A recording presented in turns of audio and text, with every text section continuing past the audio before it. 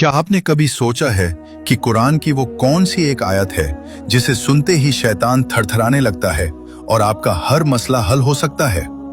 आज का ये वाक्या आपकी जिंदगी बदल देगा। तसव्वुर कीजिए, 70,000 फरिश्तों का लश्कर जमीन पर उतरता है और एक ऐसी आयत लेकर आता है जिसके आते ही शैतान चीख उठते हैं। क्या आप जानते हैं कि अल्लाह के सबसे बड़े दुश्मन इब्लीस ने खुद अपने मुंह से इंसानों को अपनी बर्बादी का एक राज बताया था?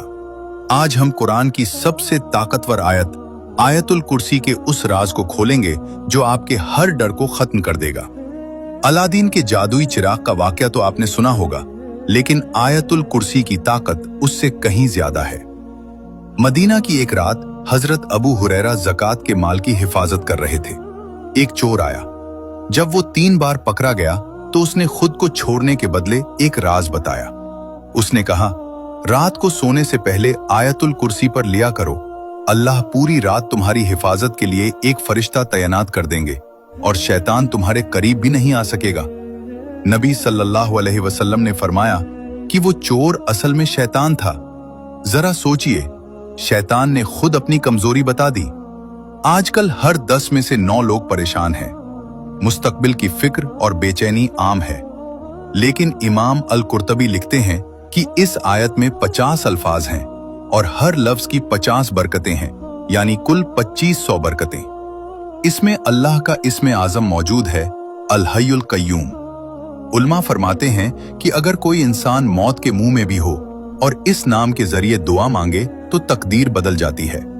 इसकी खास तरतीब हमें बताती है कि अल्लाह को हमारे माजी और मुस्तकबिल का पूरा इल्म है, इसलिए हमें सारी फिक्रें छोड़कर सिर्फ अल्लाह पर यकीन रखना चाहिए। अब आते हैं उस 30 सेकंड के फायदे पर। नबी सल्लल्लाहु अलैहि वसल्लम ने फरमाया कि जो शख्स हर फर्ज नमाज के बाद आयतुल कुर्सी पढ़ेगा, उसके और जन्नत के दरमियान सिर्फ मौत की रुकावट है। आपके दिए हुए सिर्फ 30 सेकंड आपकी आखिरत संवार सकते हैं। आज मैं आपको 7 दिन का एक अमल बताता हूं। हर फर्ज नमाज के बाद और सोने से पहले यकीन के साथ इसे पढ़ें। मैं यकीन के साथ कहता हूं, आपकी जिंदगी सुकून से भर जाएगी। अगर आप भी चाहते हैं कि अल्लाह आपकी हर कदम पर हिफाजत करे और आपके हर बिगड़े काम बन जाएं, तो आज ही से इस अमल को अपनी जिंदगी का हिस्सा बना लें। अगर इस वाकया से आपके दिल को सुकून मिला है तो हमारे चैनल को सब्सक्राइब जरूर करें और इसे कम से कम उन 3 लोगों तक जरूर पहुंचाएं जिन्हें आप अल्लाह की हिफाजत में देखना चाहते हैं। मिलते हैं अगले वाकया में। अल्लाह हाफिज।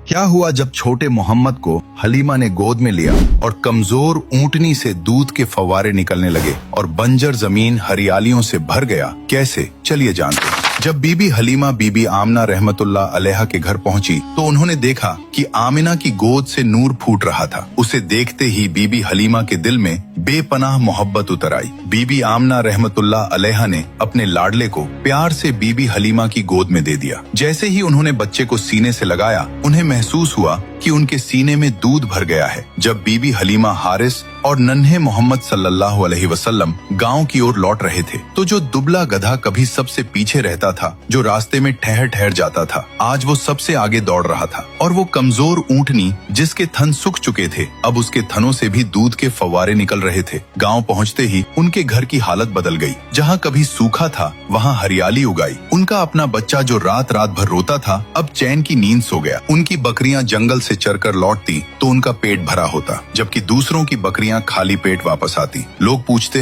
हलीमा तुम्हारे घर ये कैसी खुशहाली है? बीवी हलीमा मुस्कुरा देती और दिल ही दिल में समझ जाती ये उस नन्हे बच्चे की बरकत है। जब हलीमा चूल्हे पर रोटियां सेंकती तो आग की तपिश उन्हें महसूस तक न होती। इस तरह दोनों जहां के आका सल्लल्लाहु अलैहि वसल्लम हलीमा के घर तशरीफ फरमा थे। बीवी हलीमा नबी पाक को अपने बच्चे से भी ज्यादा मोहब्बत करती थी। घंटों प्यारे नबी सल्लल्लाहु अलैहि वसल्लम को गोद में लिए उनके चेहरे की रौनक देखती रहती और कहती, मुझे इस बच्चे ने कभी कोई तकलीफ न दी, बल्कि मेरी हर तकलीफें इसने दूर कर दी। मेरा घर तो जन्नत बन गया है। जो घर कभी फाके और गरीबी में था, अब वो घर बरकत और रहमत से भर गया। सुभान अल्लाह। ये थी हमारे नबी की शान। दोस्तों, अगर आप भी नबी पाक से सच्ची मोहब्बत करते हैं तो दिल से लिखिए आई लव मोहम्मद और इसका अगला पार्ट देखने के लिए हमारे चैनल को सब्सक्राइब करना न भूलें।